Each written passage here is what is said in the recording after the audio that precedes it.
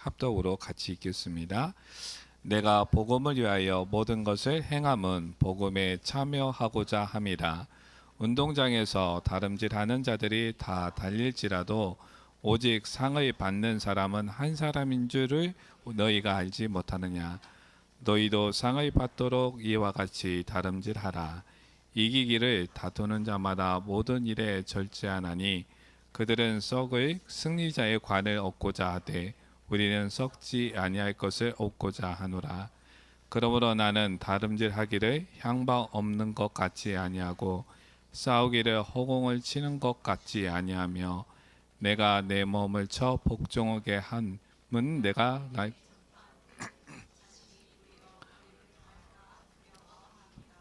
아멘. 27절만 다시 한번 읽겠습니다. 내가 내 몸을 쳐 복종하게 함은 내가 남에게 전파한 후에 자신이 도리어 버림을 당할까 두려워함이로다. 아멘.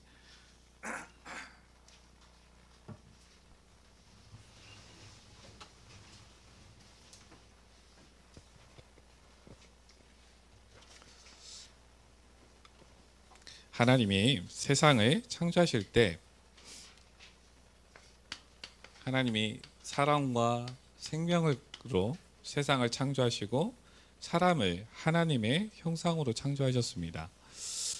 하나님의 형상인 사람은 하나님과 교제하는 영적 존재입니다. 하나님의 형상인 사람은 마음과 생각을 가진 인격적인 존재입니다. 그래서 하나님이 그 사람에게만 창세기 2장 17절에 약속을 주셨습니다. 선악을 알게 하는 나무 열매를 먹지 말라. 내가 먹는 날에는 반드시 죽으리라. 이 약속은 사람이 항상 기억할 것을 말씀하신 겁니다. 사람은 하나님의 형상입니다. 영적인 존재입니다. 하나님이 주신 생명으로 하나님과 교제하면서 하나님이 주시는 능력과 안식을 누리게 하신 그 약속을 사람이 항상 기억하게 하신 약속입니다. 그리고 사람이 하나님의 형상이기 때문에 인격적인 존재입니다. 이 인격적인 존재이기 때문에 이것을 가지고 하나님과 교제할 수도 있지만 또 교제하지 않을 수도 있습니다. 만일 사람이 하나님과 교제하지 않고 나 중심으로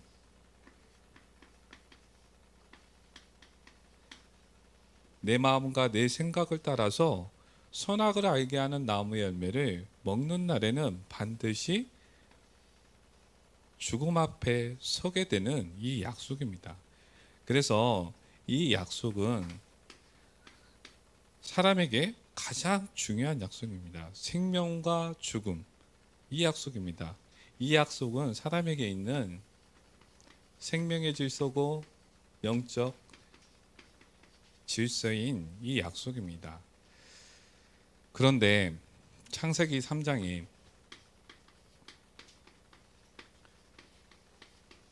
하나님을 대적한 사탄이 사람이 하나님과 교제하지 못하도록, 하나님과 소통하지 못하도록, 하나님과 함께하지 못하도록 사람을 속입니다. 어떻게 속였냐면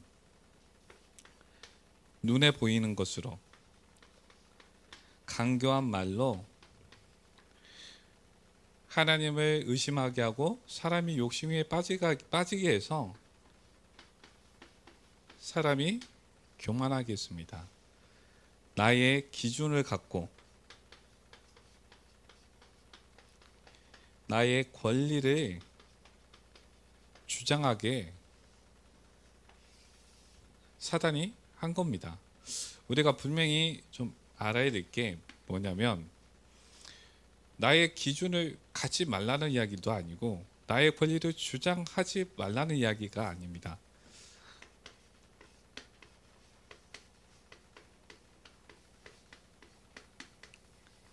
우리가 하나님의 사랑을 우리가 알고 있습니다.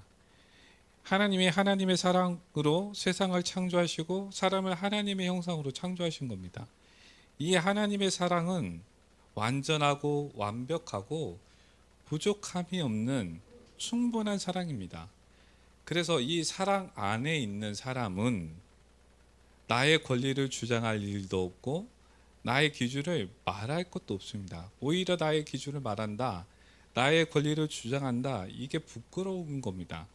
오히려 나의 기준을 말하고 나의 권리를 말하는 것 또한 하나님의 사랑이라는 겁니다.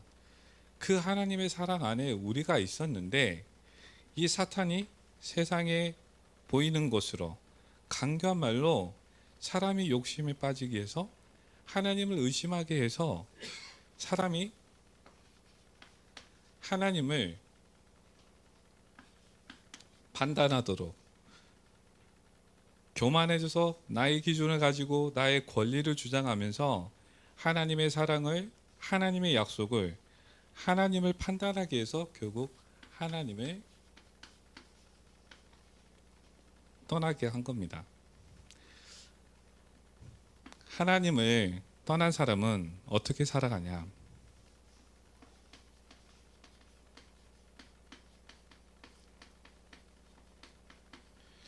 창세기 3장 7절에서 8절 말씀을 보면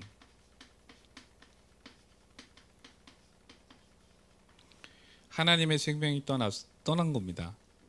하나님의 생명이 떠난 죽은 영으로 사람들은 살아갑니다. 불안과 외로움 속에 사람들은 살아갑니다. 하나님을 떠난 사람들은 창세기 3장 16절에서 19절 말씀을 살펴보면 죄인으로 살아갑니다. 저주와 의식주에 매여서 사람의 지혜와 사람의 힘으로 세상에서 답을 찾아보지만 사람들은 수고하고 고통 속에 살아가고 경쟁하고 갈등하고 그 속에서 살아가게 된 겁니다.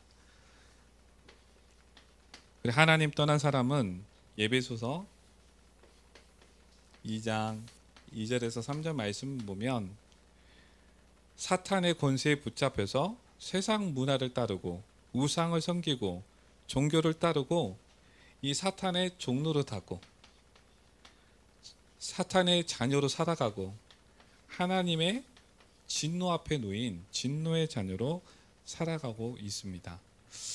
하나님을 떠난 사람들은 세상에서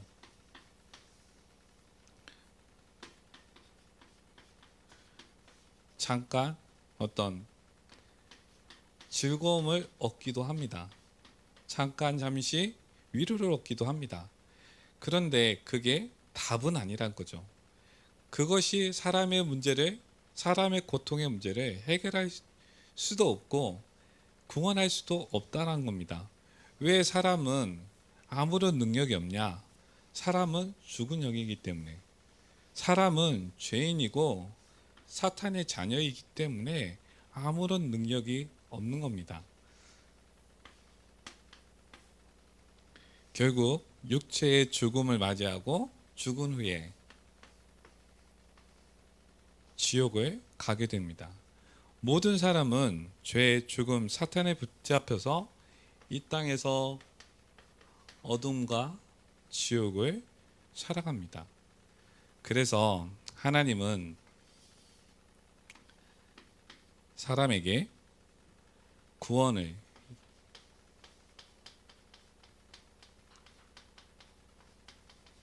약속하신 겁니다. 사람이 죄를 해결할 수 없고 죽은 영을 살릴 수 없고 사탄을 사람이 이길 수 없으니까 하나님이 하나님의 방법,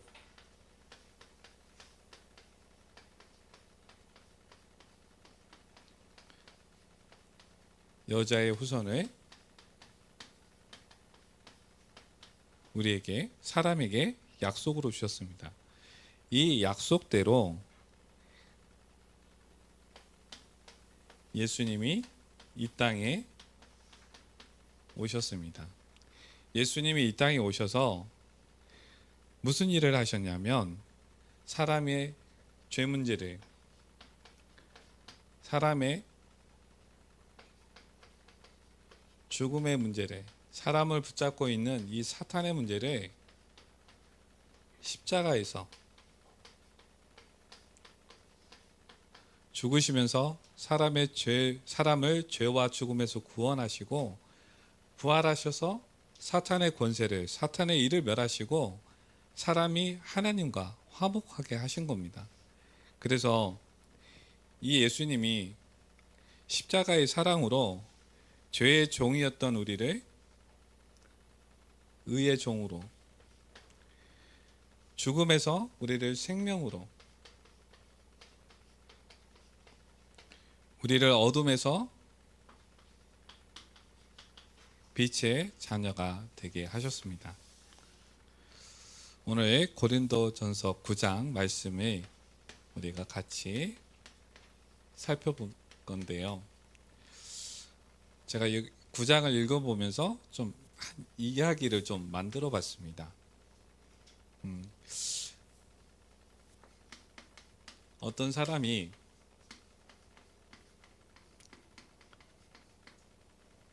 복음을 듣고 나서 하나님이 주신 은혜로 많은 복을 누리게 됐어요.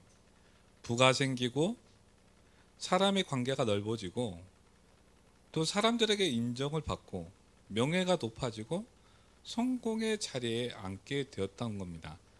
그런데 이 사람이 그 성공의 자리에 딱 앉았을 때 어떻게 됐느냐?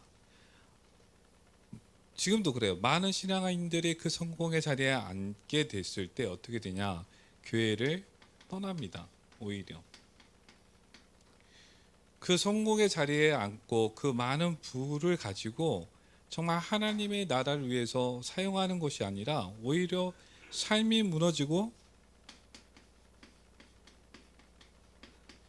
세상 문화에 빠지게 됩니다. 요즘 많은 교회 뉴스들을 접해 보면 목사님들이 이게 어려운 개척교회에서는 정말 열심히 복음에 집중하고 전도에 집중하고 하는데 목사님들도 교회가 어느 정도 자리를 잡고 부흥이 되면 목사님들도 돈 문제에 빠지고 이성 문제에 빠지고 자녀 문제에 빠져서 똑같이 그래요. 분명히 하나님은 하나님의 자녀에게 복을 주셨는데 그 복을 가지고 오히려 하나님의 자녀들이 오히려 세상 문화에 빠져 있고 교회 또한 목사님들 또한 그렇다는 겁니다. 우리가 좀 살펴봐야 될 게 뭐냐? 우리가 고린도전서 9장 말씀을 통해서 우리가 좀 이런 질문을 좀 해보면서 확인할 게 내가 누구고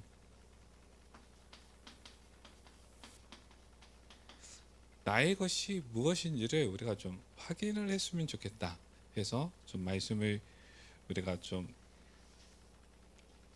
이 방향으로 좀 우리가 확인을 하려고 합니다. 사탄은 창세기 3장에서도 욕심과 의심을 가지고 욕심과 의심에 빠지게 해서 이 나의 것, 나의 권리 이것을 계속 주장하게 합니다. 이 세상의 문화를 가지고 지금도 여전히 나의 것, 나의 기준 이것을 계속 가지도록 지금도 하고 있다는 거예요. 우리가 좀 생각해 볼 게 내가 수고한 것을 가지고 내가 나를 위로한다. 이게 틀린 말은 아니죠. 어떻게 보면 내가 열심히 일한 것을 가지고 내 마음을 위로하고 세상 문화를 즐긴다. 이게 과연 나쁜 것이냐? 이렇게 질문할 때 그게 틀렸다고 볼 수는 없다라는 겁니다. 그래서 요즘 많은 교회에 다니는 사람들이 하나님과 좀 거리두기를 하는 경향이 좀 많아져요. 왜냐하면 세상에 볼거리도 많고 놀거리도 많고 제 세상이 점점 살기 편해지니까 신앙생활이 오히려 더 불편해져요. 그래서 딱 지옥 가지 않을 만큼만 신앙생활 하는 사람들이 점점 많아지고 있다는 겁니다. 그러면 우리가 좀 생각해 봐야 될 게 무엇이냐면,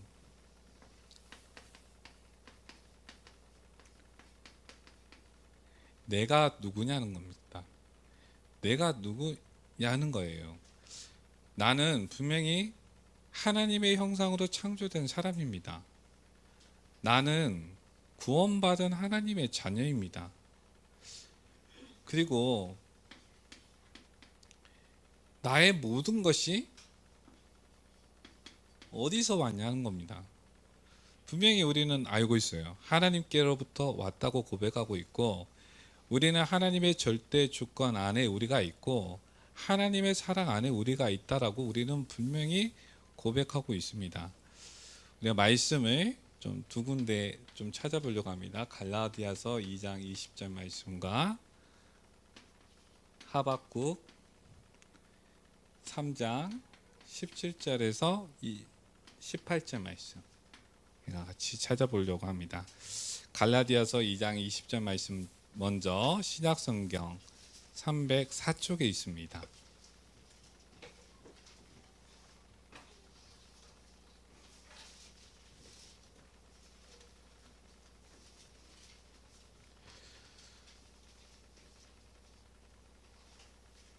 같이 읽어봅니다. 내가 그리스도와 함께 십자가에 못 박혔나니 그런즉 이제는 내가 사는 것이 아니요 오직 내 안에 그리스도께서 사시는 것이라. 이제 내가 육체 가운데 사는 것은 나를 사랑하사 나를 위하여 자기 자신을 버리신 하나님의 아들을 믿는 믿음 안에서 사는 것이다. 아멘. 이 말씀 그대로 우리는 고백을 하죠. 나는 그리스도와 십자가에 못 박힌 자다. 이렇게 고백을 합니다. 우리는 고백을 합니다. 오직 내 안에 그리스도께서 사실 것이다.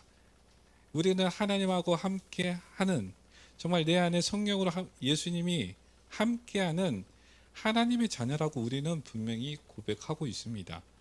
그리고 하박국 3장 17절 18절 말씀 같이 볼게요. 구약성경 1305쪽에 있습니다. 구약성경 아주 뒤쪽에 있어요. 합이라고 써 있습니다. 페이지로 1305쪽에 제가 읽어드리겠습니다.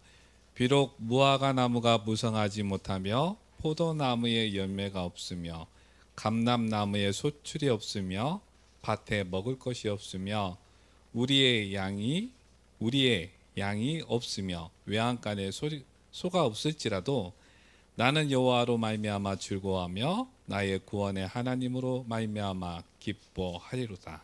아멘. 우리는 지금 내가 누리고 있는 이 모든 것이 없어지고 공고한 환경에 있다고 해도 나는 오직 여호와로 말미암아 즐거워한다. 이 고백을 우리는 정말 하는 하나님의 자녀라는 겁니다. 그래서 이 고백을 하고 있는, 이 정체성을 정말 알고 있는 바울은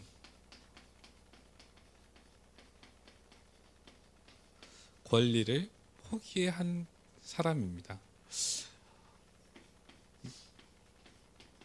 이 고린도전서 9장 말씀을 쭉 살펴보면 바울 이야기가 나와요. 근데 이 바울이 자기가 누릴 수 있었던 것들, 그 권리를 주장하지도 않고 말하지도 않고 오히려 포기한 내용들이 많습니다. 바울은 우리가 다 알고 있는 사실이지만 사도입니다. 그리고 이 바울을 돕는 제자들이 굉장히 많았어요. 그리고 재력을 가진 산업인들도 있었습니다. 분명히 바울은 편하게 있을 수도 있었고 여유롭게 지낼 수도 있었어요. 그리고 자유롭게 다닐 수도 있었다는 겁니다. 그런데 그 권리를 사용하지 않았어요. 왜냐하면 9장 23절 말씀을 우리가 같이 봅니다. 내가 복음을 위하여 모든 것을 행함은 복음에 참여하고자 함이라. 이 복음에 참여하고자 그 권리를 사용하지 않았다는 거예요.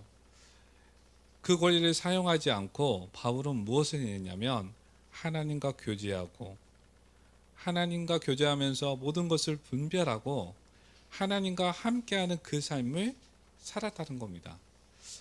바울도 하나님의 형상이고 우리도 하나님의 형상입니다.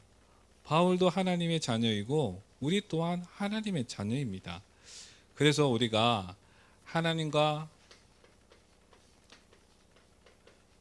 마음을 함께 하면 되는 거예요. 우리가 하나님과 우리의 삶을 함께 하기만 하면 되는 겁니다. 그러면 마음과 삶을 함께 한다, 이게 무슨 말이냐 했을 때 우리의 시간과 만남과 경제를 하나님과 함께 하는 겁니다. 나의 감정과 나의 생각을 가지고 하나님과 함께 하면 되는 겁니다.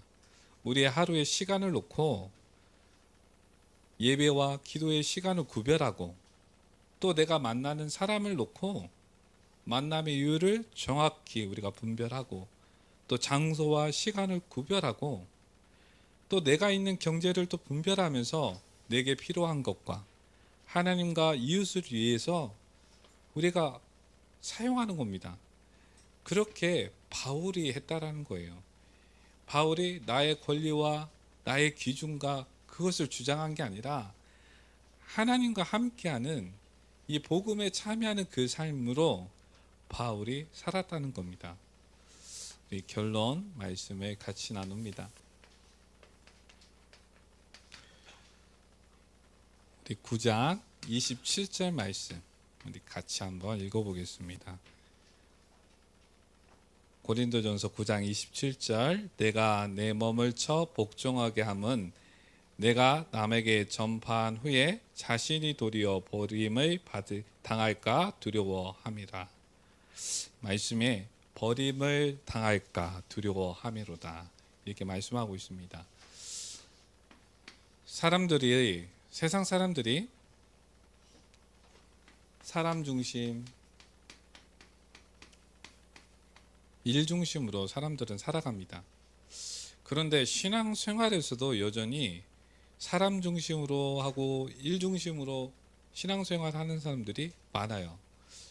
교회가 하자는 대로 따라가고, 물론 그래야 되죠. 어떻게 보면 목사가 하자는 대로 또 따라가고, 어떻게 보면 그게 맞아요. 그런데 중요한 건 그것만 하고 있다는 거예요. 교회 프로그램대로 하고 있고, 교회가 움직이는 대로만 하고 있고. 저는 좀 우리 성도님들이 그렇게 안 하셨으면 좋겠어요. 그것보다 더 중요한 건 하나님과 교제하고, 정말 하나님과 마음을 나누고 하나님과 삶을 나누면서 가면 교회와 방향이 맞고 목회자와 방향이 맞을 수밖에 없거든요. 그러니까 사람을 따라갈 필요가 없는 거예요. 일을 따라갈 필요도 없는 거예요. 정말 그렇게 신앙생활을 어떻게 보면 사람 따라 일 따라 하다 보면 문제는 뭐냐면 모든 사람이 나이가 들어요. 나이가 들면 주변에 사람들이 없어요. 그리고 그 나이가 들면 이제 더 이상 일을 할 수도 없어요. 힘이 없기 때문에. 그리고 경제도 없어요. 그때가 되면 사람들이 신앙생활을 안 하냐? 그때도 여전히 나이가 들어도 신앙생활은 여전히 하고 있습니다. 그런데 문제는 그때가 되면 어르신들이 제가 만나보면 옛날에는 내가 이랬어요, 저랬어요, 이렇게 말은 하는데 지금 내 자신이 하나님과 함께하는 기쁨이 없고 하나님이 주시는 그 안식이 없고 생명이 없다라는 겁니다. 분명히 지금도 하나님이 그 환경에서도 함께하고 계시는데 그게 없다라는 거예요. 왜? 신앙생활을 사람 따라 해버렸고, 신앙생활을 어떤 일을 따라 해버렸기 때문에 그게 없다라는 거예요. 분명한 것은 어떠한 환경에 있다 해도 하나님이 내게 주신 은혜가 있다라는 겁니다. 그런데 우리가 신앙생활을 세상 사람처럼 세상의 방법으로 해버리면 안 되라는 거예요. 나의 기준을 쫓고 나의 권리를 주장하고 그렇게 하다 보면 오늘 27절 말씀처럼 어느 날 버림받는 일, 정말 외로움만 남는 그 시간이 오게 된다라는 겁니다. 우리가 오늘 말씀 제목에 우리가 정말 우리가 어떤 삶을 살아야 되냐면 복음에 참여한 자, 정말 우리는 그 속으로 우리가 들어가야 됩니다. 우리가 예수 그리스도 안에서 예배와 기도로 하나님과 교제할 수 있는 하나님의 자녀, 이 복을 우리가 받은 겁니다. 그래서 예배와 기도로 어떠한 상황에 있든지 그 상황 모든 것을 분별하면서 하나님과 마음을 나누고 삶을 나누고 하나님과 함께하는 이 생명의 기쁨을 누릴 수 있는 하나님의 자녀라는 겁니다. 그래서 우리 성도님들이 정말 모든 상황 속에서 하나님과 소통, 동행, 함께하는 그리고 하나님 나라의 기업을 받는 자 되시기를 예수님의 이름으로 축복합니다. 기도합니다. 아버지 하나님, 하나님의 사랑을 알게 하시고 예수를 나의 주, 나의 왕으로 고백하게 하신 은혜 주심에 감사드립니다. 주님, 우리가 항상 죄와 사탄과 죽음에 속지 않도록 은혜 주시고 그리스도 예수 안에서 겸손의 마음으로 하나님과 교제하며 하나님 나라의 기업을 얻게 하여 주옵소서. 예수 그리스도 이름으로 기도드립니다. 아멘.